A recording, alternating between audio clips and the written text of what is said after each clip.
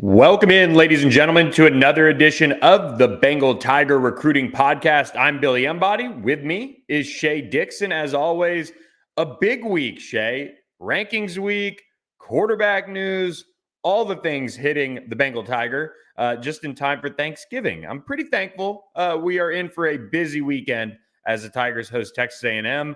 But let's start off with the biggest piece of news, which seems like, as always, Bryce Underwood making headlines, the number one player in the class of 2025, getting a few predictions thrown his way for him to head to LSU. Lundy, the Golden Retriever, for those watching on YouTube, has no interest in the Bryce Young segment. Just went from watching birds outside to just Bryce left Underwood, the room. Shea, Bryce Underwood. Yes, I don't. Lundy, what are you? Golly, the Golden Retriever doesn't care about a five-star quarterback here. Billy, I know we talk about Bryce every week on the pod, but I would say the noteworthy news of the past week, and we did talk about Carter Smith committing to Michigan already on last week's pod, correct? Yes.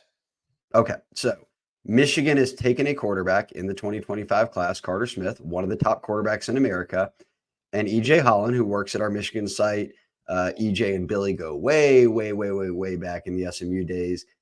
For those of you that follow recruiting, you probably know EJ from his work down here in Texas and then up at Michigan on 3. And he's dialed in. He's always out seeing recruits. He was the guy who said early on, hey, one of the first guys to talk to Underwood because he was up there in Michigan. That was when he said, I can always remember that first conversation. Bryce told me he had an eye on the SEC. Ultimately, you see LSU here as the team trending a month ahead of his decision, month plus ahead of his decision. But the notable news was that EJ did put an on-3 RPM pick in, not for Michigan, but for LSU. And Billy, that's notable for us because EJ is up there. He has a pulse on everything going on in Ann Arbor, and he made it very clear on their 3 Michigan site. And then he gave us some quotes for an article on the Bengal Tiger that he feels they're riding with Carter Smith. They think Bryce Underwood's going somewhere else. And notable in the sense, Billy, we entered this season and really even the past few weeks saying this was a Michigan LSU battle. Now we've got the Michigan side almost waving a white flag. Yeah, it's not official, but it's kind of official.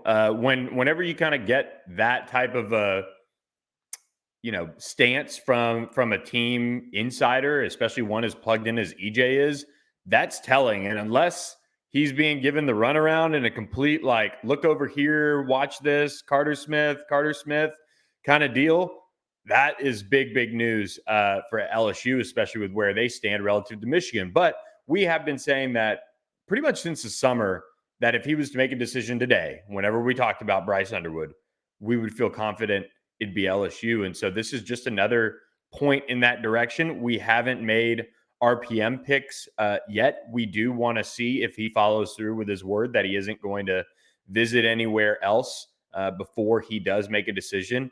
If that's the case, I mean, again, unless there is kind of a secret team that really already has him locked up, quite frankly, this appears like it's going to be LSU.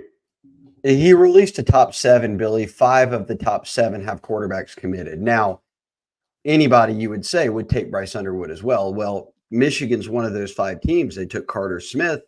Yeah, they would take Underwood, but the interest from Underwood doesn't seem to be there anymore. I don't think that changes with like an Oregon who took Achilles Smith Jr. or Colorado who also took a legacy quarterback. And that's a school he did visit this year, Colorado. I think it's clear at this point, there's only 2 teams on his top 7 that don't have a quarterback committed. Both of them are SEC teams. It's Bama and LSU. Bama's never really been considered a player for Bryce Underwood. And I know most would say, well, Bama could get in it at any point. They've been pretty heavily involved on George MacIntyre from the start. They're in that Juju Lewis race for next year. LSU is as well. But like, does he reclassify? That always got talked about. And then obviously they just got Julian saying Underwood never, I mean, he made one visit to Bama, but it never became anything more than that.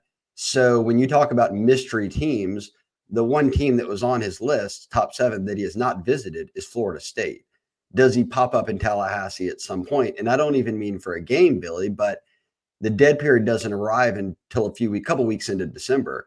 He's done with his playoff season. He plays for a state title on Sunday. Does he go visit anywhere else? He told Zach Libby at On3, our On3 Michigan site, he has no plans to visit. But in that same breath, EJ said, hey, look, Belleville is playing for a state title Sunday. There's still buzz that Underwood pops up and makes the hour drive over for Ohio State, Michigan, which is the marquee game of this weekend. He still has not visited Michigan at all for a game this year. I know we're kind of downplaying Michigan right now as a threat.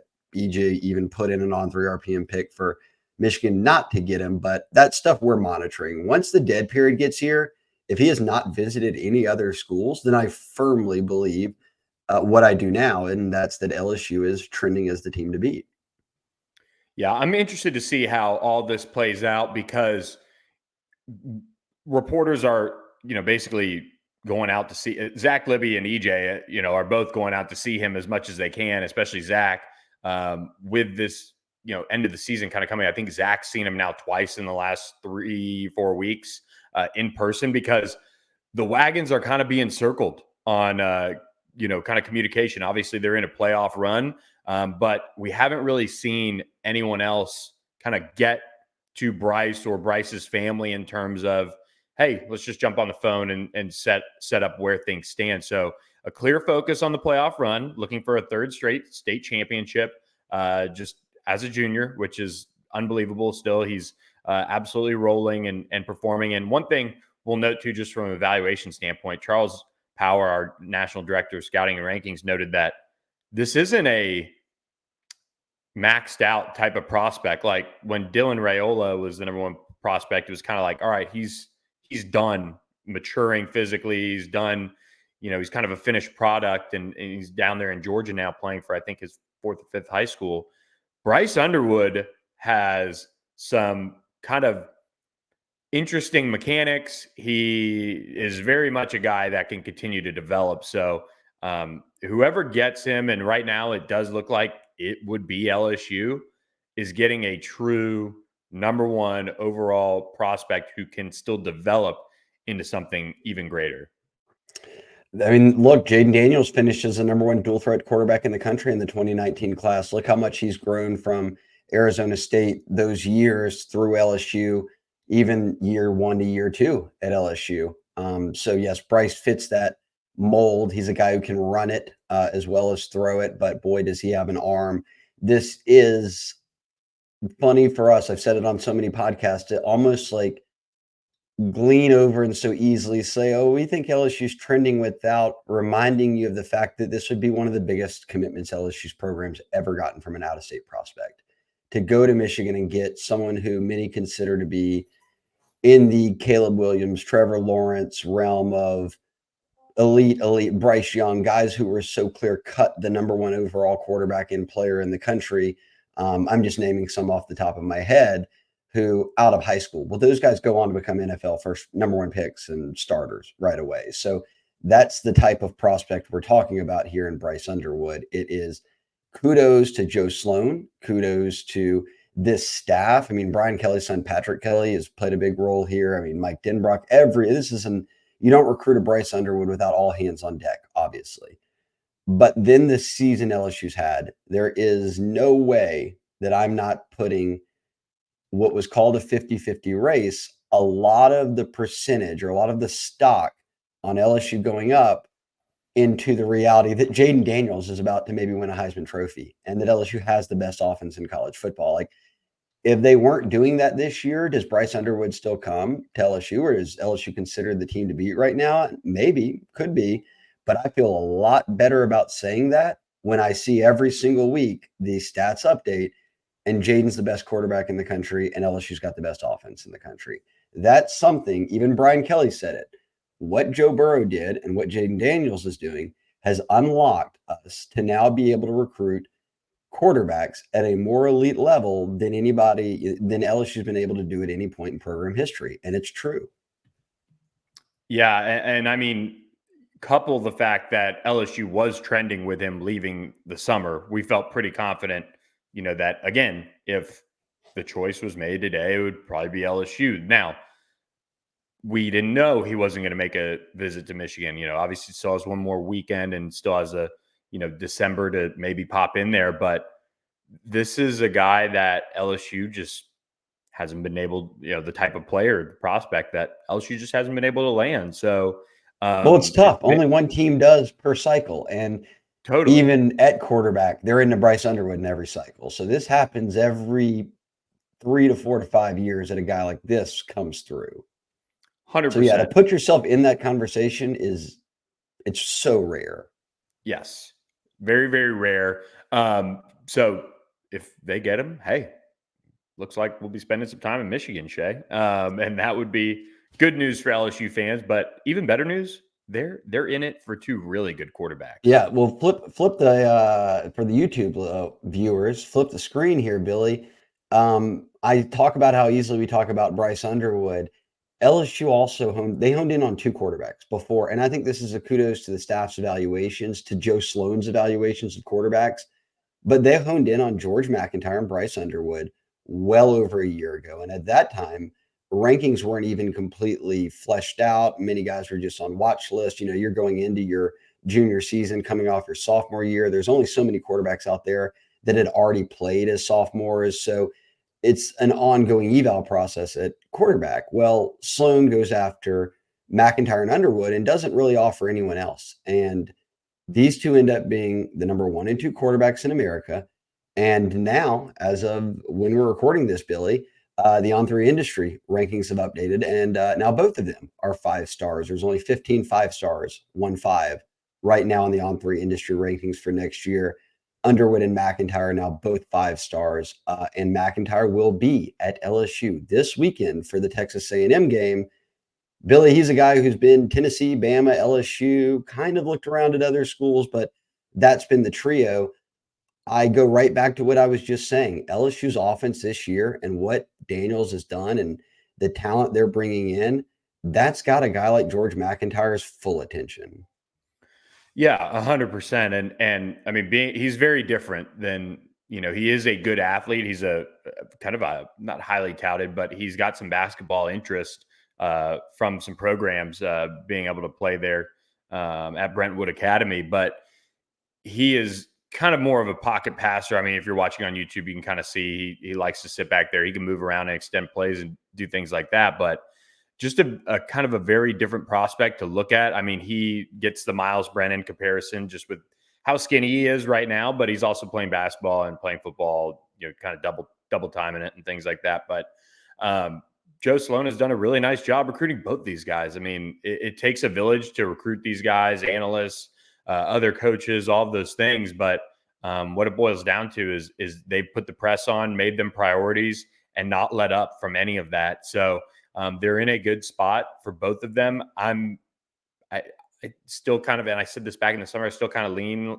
that George MacIntyre ends up at Alabama, but him making another visit to LSU to see this game and see, Jaden Daniels' ovation that he'll get before this game, what you can maybe see yourself accomplishing, shouldn't kind of be lost out here in kind of evaluating it. Like, it's a special, it should be one of those special nights in Tiger Stadium. Oh, for sure. And I think what's intriguing about McIntyre right now is twofold. One, it's the 3 teams left, and he's given all of them plenty of visits. So nobody's lacking in that department. But he's coming off a visit to Tennessee, which is the in-state team in this trio, and going straight to a final regular season visit with LSU. Does he pop up in Atlanta and go watch, Georgia, Bama? I have no idea. But his final regular season game visit will be LSU, and that's his second game visit this year. And he was at LSU for the Alabama game a year ago when they went to overtime and won. So he's gotten the feel for Tiger Stadium. His dad, the family know Joe Sloan and this staff well. Also, just build-wise, he's probably pushing 6'6" if he's not already. Yeah. As a 16-year-old. So he'll put on weight eventually. That's no worry to me. He can absolutely sling it. The second part of what I said we're kind of watching here outside of those visits and this final 3 is George has maintained that he wanted to make a decision at some point in the spring, really, which meant after Underwood.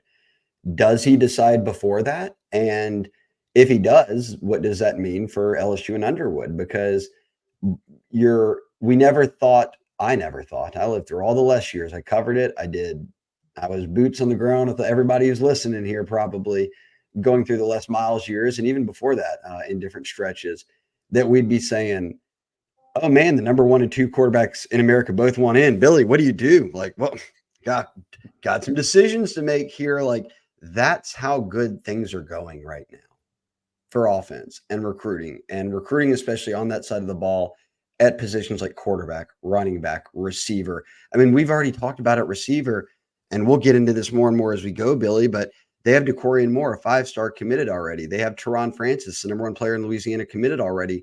They usually take about 4 receivers.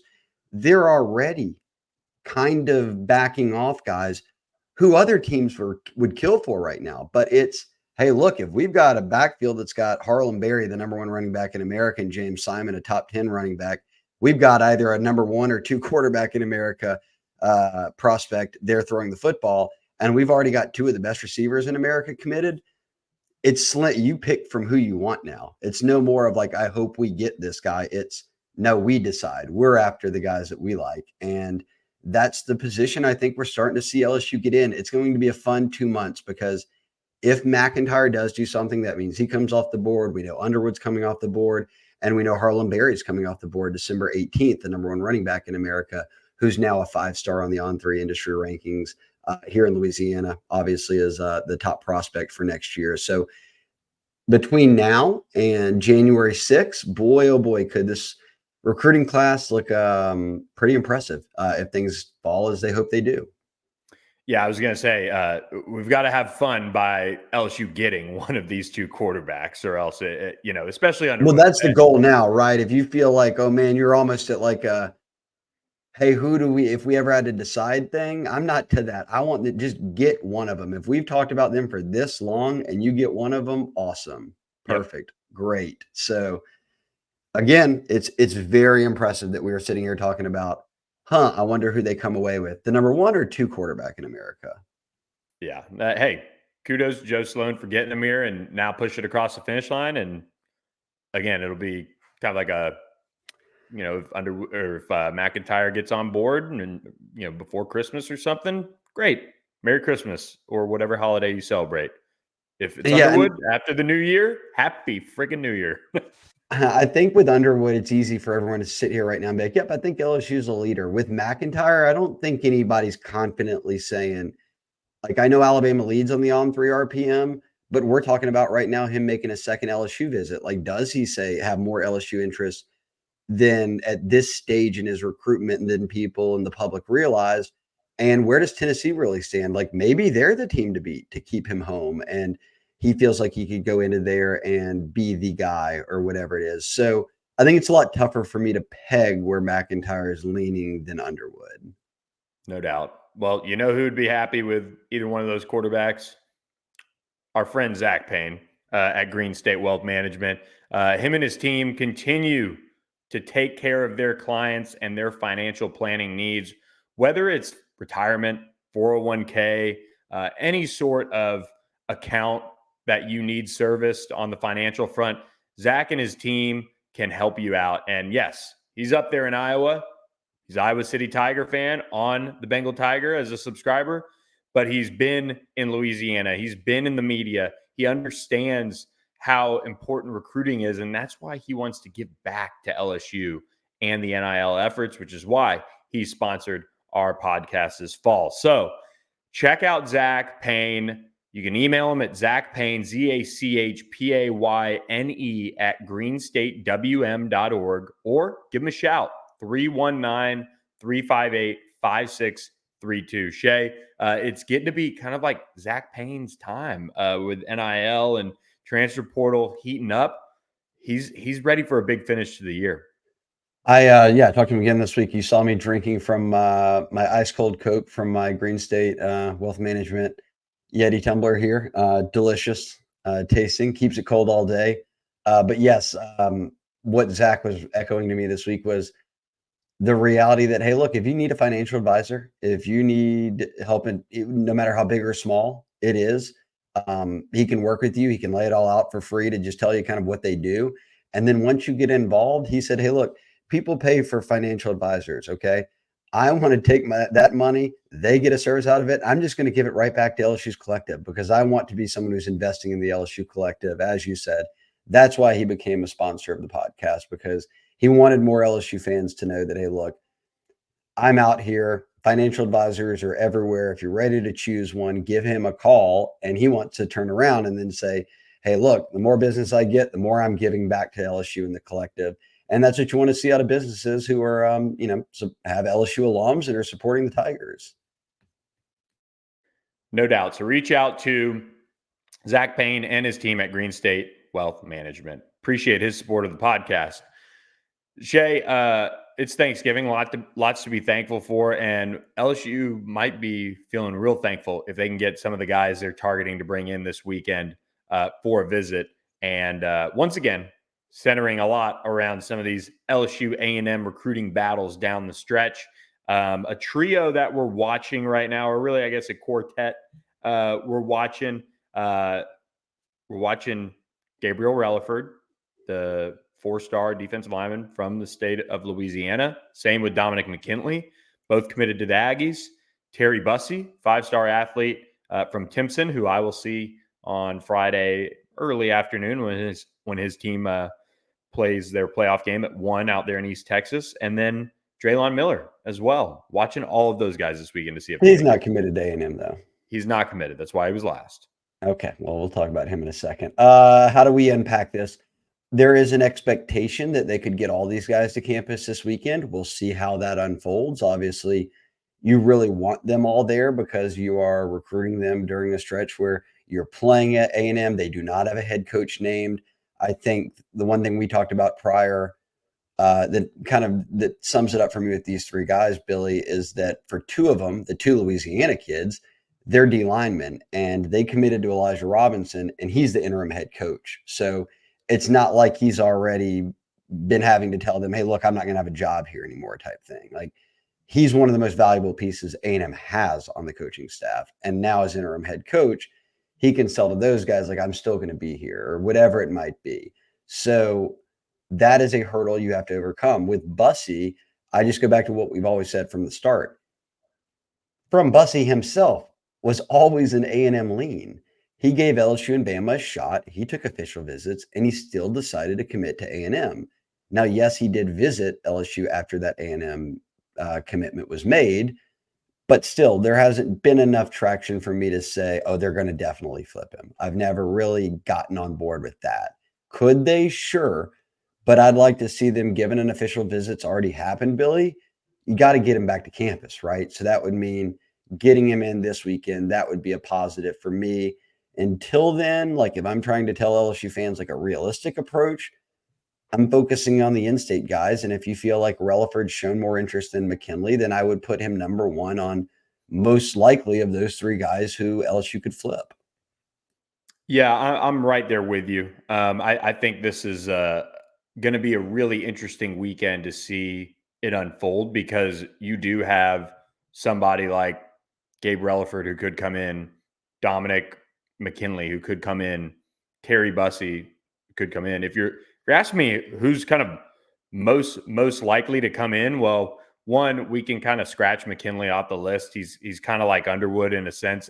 They play on Saturday night. The schedule just got released right before we recorded this pod. So that is one thing. And shout out to actually Darius McKinley for telling me that just now as I was checking in with them. So they will not be here.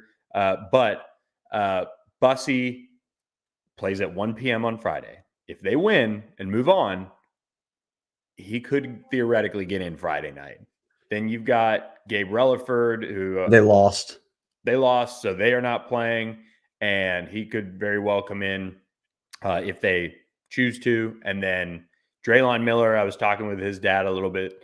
They are undecided. It'll probably depend on, I guess, the outcome of their game against Bellevue, two undefeated teams, 12-0, going at it this weekend in the Texas playoffs. So again, that 11 a.m. just kind of like hurts them a little bit. You know, it's if you're leaving from Timpson, if you're leaving, you know, Silsbee, I guess, 3 hours? You're still just getting up so early, just maybe to make it in time for 10 a.m. to have an hour with the staff before kickoff, if that. Right. Yeah. You would, Relaford's the guy that I'm looking at this weekend because we've talked to enough people. And in fact, we can text Gabe here. We usually don't try to bother him too much when they're in those playoff stretches, but now that they've lost and he's turned his focus to recruiting, we'll hit him up to make sure. But it seems everybody has said he's coming in this weekend. Gabe had even said that a few weeks back when we caught up with him, that what his plans were to visit A&M and visit LSU at the end of the season for that game. So that's the one I'm watching out of the group. Out of the current Texas A&M commits this weekend, I'll also add Billy as a reminder at least, and I love Gabe Relaford, and I like Dominic McKinley too. Look, I know people are kind of sour on him. He never showed LSU much interest, it seemed. They need defensive tackles. They need defensive linemen. I love Relaford. But Weston Davis, they flipped maybe, arguably the biggest piece already. He's a 5-star offensive tackle with a lot of promise from Beaumont. He was a border guy that if you were going to go into Texas and get anyone, when you have to drive 10 miles into the border to hit Beaumont, whatever it is, that's your best guy, even in the Houston area, and your best option, I would say, maybe. And they were on him early. We even thought maybe they'd get him. He committed to A&M. They ultimately flip him. He's an On3 5-star. He's a top 20 prospect. So when we talk about A&M flips, I feel like the biggest one's already in, and I would push Relaford up there with him. Yep. I think if you're kind of looking at it on, hey, pick an offensive guy, pick a defensive guy. I'm right there with you. Gabe Relaford, huge need for LSU. Just got to find a way. The big thing right now is uncertainty around, honestly, you can, until the regular season ends, there's uncertainty around the entire defensive staff, unfortunately. I think, until Brian Kelly comes out after the season and says, here's what we're doing, other staffs are going to use that against you. Yep. And happens every year to every staff. Sorry to say that. It's just the reality when they've had the type of year that they've had. So it'll be interesting to see who sticks around, who stays, what's the future look like or whatever. The quicker they can get that figured out, the better, because you are going to have to get a defensive line coach, I would think, to probably have that, like that next level shot of getting him. They could probably find a way.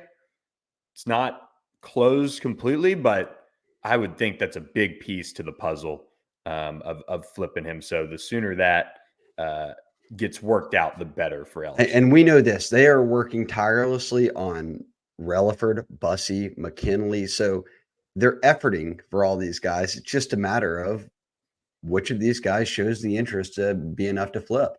And that's why it's so key to have guys like Frank Wilson, Sherm Wilson, J.R. Belton, Will Redmond, all sorts of guys across the staff working on this. And you have secondary non-coaches who can still help you out. Yeah, exactly. So you can just try to tee it up, and then the player comes in and meets with new position coach potentially, and either fits or it doesn't, and we'll see. But I'm with you. The biggest flip has happened. Gabe Relaford would be right up there if they could get him. It's going to be a really interesting battle to see if they can land him, especially if A&M search drags out even more too. You mentioned Draylon Miller's dad said they're deciding if they're coming or not. The short and skinny of this is LSU has 3 receivers committed. They're going to take one more. It's probably going to be a portal player unless someone like a Draylon Miller committed. But now we've been in the ball's in Draylon's court for like a month now, and we haven't seen anything happen. And I think not just to us, to LSU, it speaks to, okay, if you're not ready to commit, then maybe you just don't want to be here. And then we need to go ahead and move on because the portal's about to open and we'll go get a receiver who can come in and play here. So the Draylon Miller clock for me is almost ticking. And in a way, Billy, correct me if I'm wrong here. In a way, I feel like it's a little Terry Bussey feel of like, I felt like Draylon wanted to be at A&M. He committed to A&M. Yeah. He decommitted before Jimbo got fired. He decommitted when it was like, Aggies are trending in the wrong direction. LSU's got 2 receivers who lead the nation in touchdowns and receptions, and their offense is number 1 in the country. And they were one of my runners up. So Now I'm going to immediately visit. I've decommitted. I do have some sincere interest. Here we are. But I also want to look around at other teams.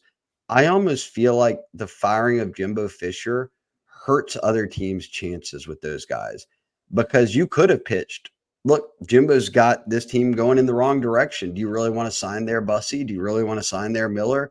Now it's the opposite of that. It's a new A&M staff coming in and saying, hey, we're about to turn things around here, and we need you to be a part of it. And if those guys want to play at A&M as Texas guys, natives, then that doesn't surprise me like at all. So Miller could or couldn't end up in this class. I think Jimbo getting fired actually hurts LSU with Bussey and Miller.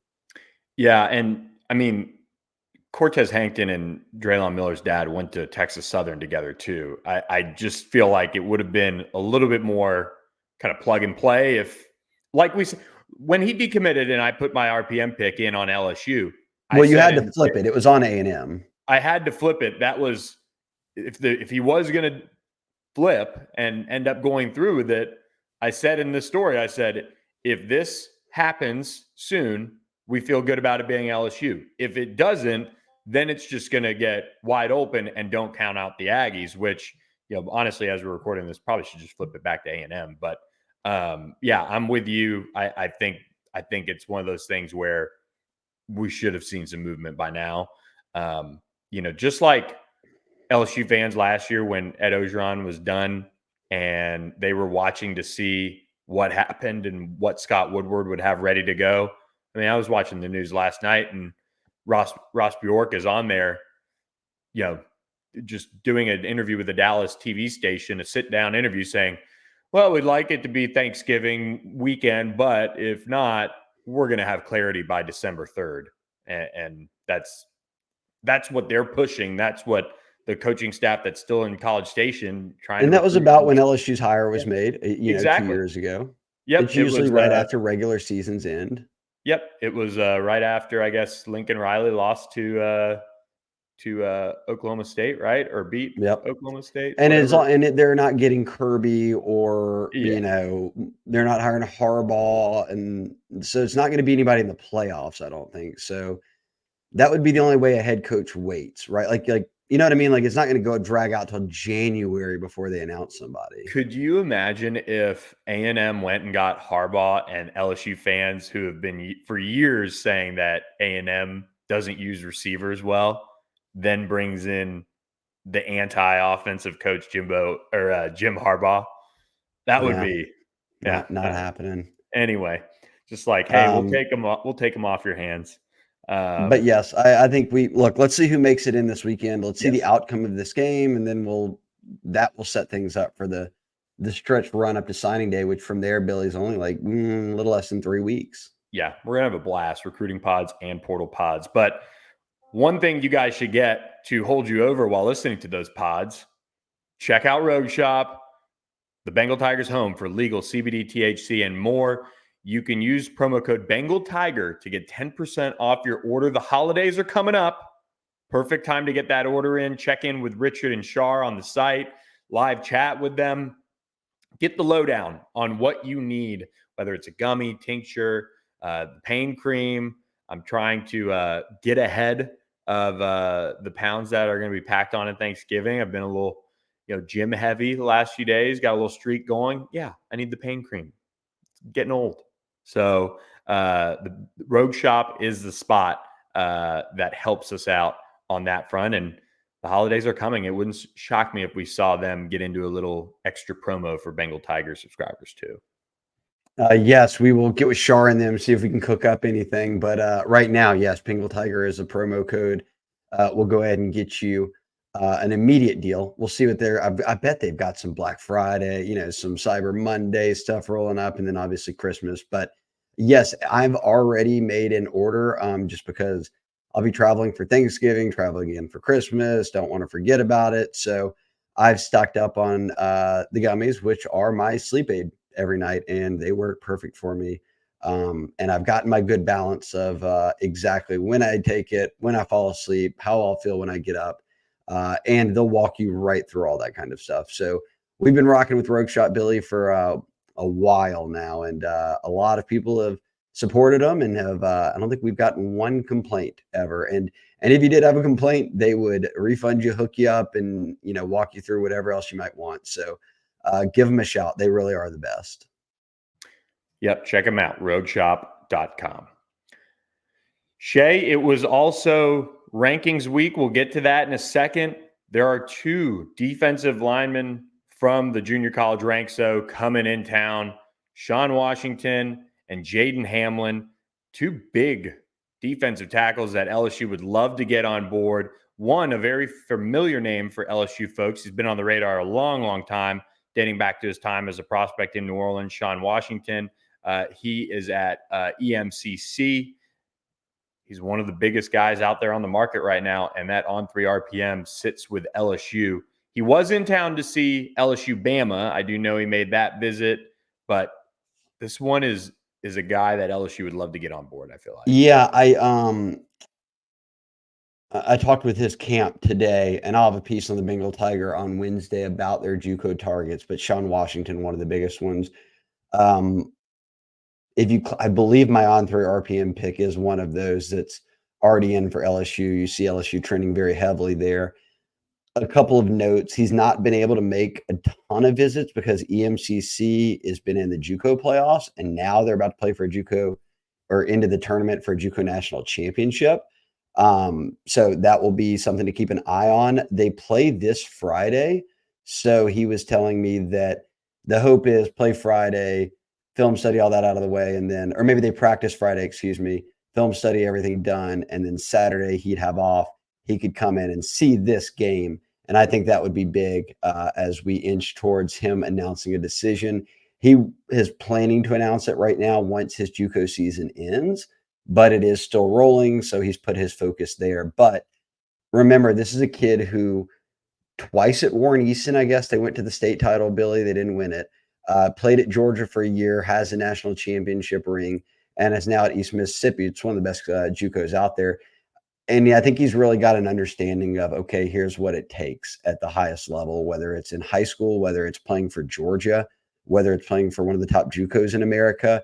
He understands the buy-in necessary, and it's a major need. This is a 6'4", 300-pounder that can play D-tackle that isn't 17, 18 years old. I mean, he's coming in here after already spending a year at Georgia in that strength program, after spending a year at EMCC. So if he commits to LSU, I think that would be a really nice addition to this cycle. No question about it. And then the other one we're keeping a close eye on as well is Jaden Hamlin, who's kind of like a little under the radar, but quietly has some big opportunities in front of him as well. He's over there at Southwest Mississippi Community College, and Mississippi State does hold the on 3 RPM here. I think this one's going to be interesting to see how it plays out. He told me that he will be making an official visit to LSU this weekend. He's also going to be making an official visit to UCF the weekend after that. And then right after that, he leaves that official visit the first weekend of December, and he heads to Mississippi State. He's from Mississippi. This one is, now that he's set official visits, I'm now intrigued to see if LSU can reel him in. Yeah, this would be the other big-time defensive lineman, defensive tackle that they're looking at, another 6'3" range, 300-pound guy. If you're looking on YouTube right now, if you're watching the show, the JUCO rankings for the on-3 industry have him as the number 1 D lineman in JUCO. We've got him as a top 5 D lineman on 3, but he's got some big-time offers. You see Georgia on there, LSU, Mississippi State. Billy, you've talked to him a number of times. He's got very sincere interest in LSU. There is a path for them with the need for defensive tackles to get both these guys. Now, would both get on board? I don't know. Hamlin is a guy who's originally from Alabama, I believe. But I'm watching them both because I think that while Mississippi State has made a big splash, LSU could creep in here and pull this one off as well. I feel very good about Sean Washington. With Hamlin visiting this weekend, it makes it more intriguing for me. Now, I believe him to be a very realistic option.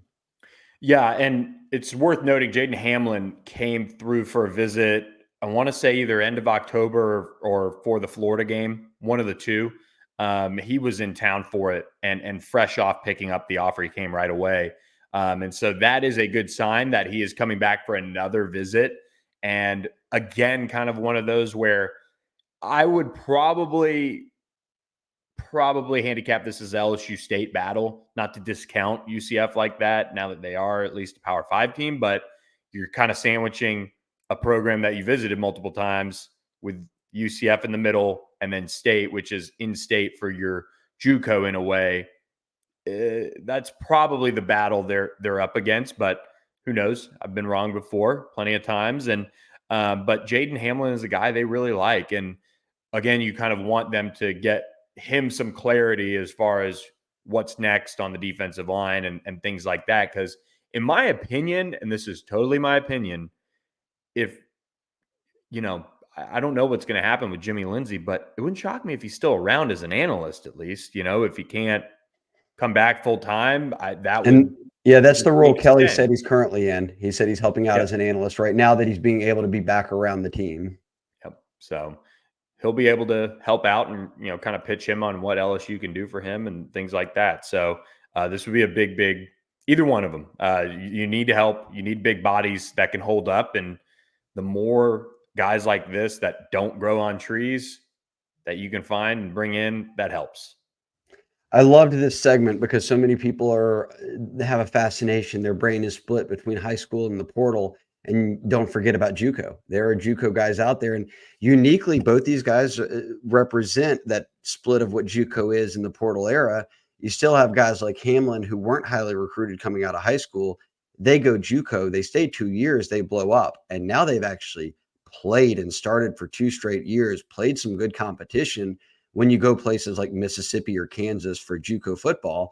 And they're not someone who, like, if a Jaden Hamlin hit the portal right now and he had signed with, Florida out of high school and he sat the bench for 2 years, he wouldn't be that desirable of a prospect. Instead, it's a kid who got overlooked in high school, even though when you go back and look at it, he had crazy numbers in Alabama and went out and proved it for 2 years in JUCO. He's now got experience, plenty of film, and it makes him that much more valuable. Then you've got guys like Sean Washington, who I think this is going to happen. This is going to keep JUCO alive in a way. We've seen Billy in the portal, so many kids enter that there's more kids entering than spots available. And even more so when, if I'm Sean Washington, I'm at Georgia, we're coming off a natty. I hit the portal, I'm looking for some playing time or just a new home, but I don't want to drop down to a non-power, group Power 5 level. I don't want to sign with a group of 5 school when I know I'm P5 talent, I'm SEC talent, and maybe in that year or whatever, they just don't have room for you. Like, and you're not directly transferring over at that time. Go to JUCO for 1 year, which is what Sean Washington's doing. Put another year of tape out there, then see who your suitors are. Well, looking up now, LSU, State, SEC schools are right back on him, just like out of high school. So there will be kids who bank on, who say, look, all right, I'm in the portal. Here's my options. I can do better than this. I'll go JUCO for a year, prove it, bounce back out, transfer immediately to a 4-year institution that's back at the level I was being recruited at high school, or maybe even higher. So I like both. I like the idea of not forgetting that JUCO's out there because they've got players. Yeah, no question about it. And I kind of have a soft spot for JUCO players. Like, I feel like they are just forgotten, and LSU's actually been able to sign a couple that have really made differences. Damian Lewis, you go back to him. There are a couple others that I'm probably forgetting off the top of my head, but they're older guys. They're usually hungry. If you can, Yeah, Logan Stokes was a solid tight end for him coming out of JUCO in Mississippi. Yep, They've had some JUCO guys. Demetrius Byrd, throw it back to the Birdman, wide receiver, was a dominant JUCO player for him. So yeah, they're out there. Yep. Let's finish up with this. We showed you guys the rankings on Sean and Jaden, but their also rankings were updated this week on the class of 2024. And LSU's class now has the number 1 player in Louisiana for On3, and that is Tryas Green. Well-deserved bump up to the number 1 spot. If you've been watching on Twitter, I'm going to call it Twitter, but if you've been watching on Twitter, he has been beyond fun to watch. And I tried this the other day on another pod, but I'll try to pull up the clip. But Shea, he's just been fun to watch, dominant, athletic, all the things that, I mean, shoot, 2-ish years ago that people were projecting and hoping he'd be, he's turning into now. Yeah, he's the number one tight end in the country on the On3 industry rankings. And now for On3, number one player in Louisiana, as you said, well deserved. He's had a great senior year at Zachary. And he's 6'6.5", 230 with basketball offers. LSU basketball offered him. Like, he's a jump out the gym player. Playing receiver that big in high school is unfair. And he was an 800 and something yard receiver a year ago, transfers into Zachary. I'd have to know his exact stats this year, but not surprised if he hits 1,000. Well, by the time the playoffs are over, is his video work? Oh, it does work. There you go, Billy. If you're watching on YouTube right now, it's unbelievable. So if you're not watching, he's basically in double coverage, and the quarterback, without even being able to see over the line, probably just says, throw it up. Tryas is down there. And he goes up and makes a spectacular leap, grab, touchdown. Gets hit. Comes over the loudspeaker. They're cheering for him. He's pumping up the fans. Boy, between Kamori and Pimpton a year ago and Tryas Green now, this is a nice back-to-back of 6'6" plus guys who are tight ends that catch the football. Yeah, it's a lot of fun to think about what those two guys will be in this offense when they develop and get in there and get in a weight room and work with Mike Denbrock and Terry Malone and those guys. I mean, this is a tight end room that, I mean, Georgia's done a great job, but if you're thinking of top tight end rooms right now, I mean, it's, Brock Bowers is going to be gone after this year. It's probably got to be LSU from a pure talent perspective. I don't really know who else can kind of compete with what LSU's bringing in. And we're not even talking Mason Taylor's coming back. He's going to be a junior. He's your starter. Mac Markway has proven to be a great blocker. He's still got Jackson McGohan on roster as a true freshman who's, redshirting this. Oh, may have played more games than that. But regardless, yes, this is. And now JD LaFleur out of Sulphur committed for next year. Like, they are on a run at tight end. And remember, before BK took over, they didn't even have a tight end on roster. Cole Taylor left and went to West Virginia. It was like we signed Mason Taylor, and that's all we have. Yeah, it's been a night and day turnover. And the linebacker room is getting a little bit of a makeover as well. Two guys in the on 300 now in this class. I've got it sorted, if you're watching on YouTube, by the on 3 rankings. Tylen Singleton up to 232 overall, top 15 linebacker. And then Xavier Atkins bumping into the on 300 at number 279 overall. It's also worth noting Devon Keys knocking on the door, potentially in a final update, maybe finding a way to get into that 4-star club. They've done a really nice job recruiting linebackers. I loved Tylen Singleton when I saw him. I loved Xavier Atkins when I saw him. Things are going well at the linebacker room for LSU. Yeah, I really like Devon Keys too. Look, Singleton, a lot of his best stuff is on offense. If you're watching him too, I mean, he can play. He's a really good football player. I think they've got a lot of intriguing linebacker prospects. Like, Xavier Atkins doesn't have the measurables of some first-round NFL linebacker pick, but put on the film, and he is an absolute animal on Friday nights. And you said it when you watched him play, and now his season's films back that up. Well deserved for him to jump into the top 300. If you're watching on the podcast on YouTube right now, you're seeing a lot of play from, what was Tylen Singleton there before that. And I assume this is Atkins here, Billy, huh? Yep. So, look at that. You're getting a feel for kind of the athleticism LSU's getting here, guys who can run, all three of them really. And then toss in Kalaj Cobbins out of Destrehan, who is ranked as a linebacker. He's probably an edge. He's a third down pass rusher at the college level. But I feel very good about them coming away with a couple of guys at least in this group of signees, what will be signees, current commitments, that are going to play some impactful football in Baton Rouge. Yeah, and I think it's a good mix of guys who have polish, like Devon Keys in particular. Love just what he brings to the table on that front. And then you have Xavier Atkins, who is I think, a ball of clay still. And then Tylen Singleton, who once he gets into a college weight room, he'll, I think, be pretty good as well. So various levels of skill set right now, and tons of talent though, just overall in that group for LSU's defensive future. Yeah, I'll make a note here, Billy. 9 now on 3. 9 of the top 12 prospects on the industry rankings are committed to LSU in Louisiana. Solid number. Obviously, Wardell Mack, who flipped his commitment from Florida to Texas, is not one of them. And then the 2 D linemen we've been talking about already on the podcast, Dominic McKinley and Gabriel Relaford, are the 2 others. Everyone else in the top 12 currently committed to LSU. As for LSU's 25 commits as a whole, no matter where they're from, in this On3 ranking at positions, 15 of them moved up, 4 stayed exactly the same, and 6 went down. And even with the downs, it wasn't that much of a slide for many guys. And in the down category were 2 top 150 prospects, and CJ Jackson and Ethan Callaway, who, if you pulled up the industry rankings, Billy, we are still infinitely higher on than anybody else out there, whether it's at Rivals 24/7, ESPN. So a solid update from the On3 side for LSU in a year where we knew it was kind of a down year in Louisiana. They had to piece it together outside the state. They needed to get to 25 or more commitments. They've done all those things. They've checked boxes. Let's see how they close. If they close well, it's a top 10 class. It filled some needs for you. See what they do in the portal, and then we can kind of grade this recruiting cycle as a whole.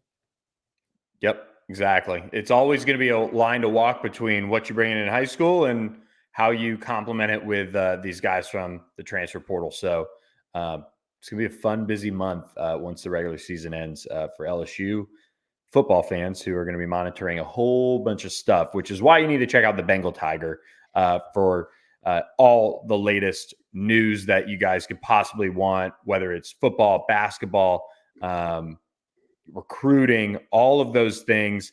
You've got to check us out and give us a shot to show you why so many people have joined us. And we do have a new promo for you guys as well right now. So for YouTube, there's a code now. They hooked it up. They said, gotta get these folks on your YouTube channel to subscribe. And the special offer is just $1 for 2 months. Use code LSU1 to jump on board with the Bengal Tigers. So again, to get 2 months for just $1, use code LSU1 when you're checking out, when you pick up that Bengal Tiger subscription. So it's perfect time to jump on board. And we are getting our hat store up and running here in the future. Yeah, I've got confirmation. I'll drop tons of comments, and we're sorry, but they're getting it back online. There are hats. You can get hats. We will let you guys know when you can get shipped. Check the site on Wednesday, and I'll have a post with a link, a fresh link of where you can get your free hat if you're a member. But Billy, do the math here. $1, you can, everybody out there can afford to hand over $1. If you're listening to this podcast, you like LSU sports enough to spend $1 to get 2 months onto the Bengal Tiger. We love it. The community's growing. It's a great family. But do the math. It's November 21st, 2nd, something like that. Yep. This carries you, 2 months carries you through any coaching changes, an early signing period, the entire transfer portal, all of the players staying and going, bowl season, and almost up to February signing period. So for $1, you get almost all of that scoop. And that's a steal. Maybe we need an LSU1 promo code. Maybe we should take that away. That's a little too much to give away, but we love them. Check it out, guys. Appreciate all you guys listening to another edition of the Bengal Tiger Recruiting Podcast. We'll be back next week. Lots to unpack after LSU's game against A&M. We'll see who pops up on campus. Shea, enjoy the weekend. Everybody, Happy Thanksgiving. Happy Thanksgiving. Yes, happy Thanksgiving to all. We are thankful for you guys out there, whether you're watching, reading, however you follow us. Appreciate you guys, and we'll catch you next week.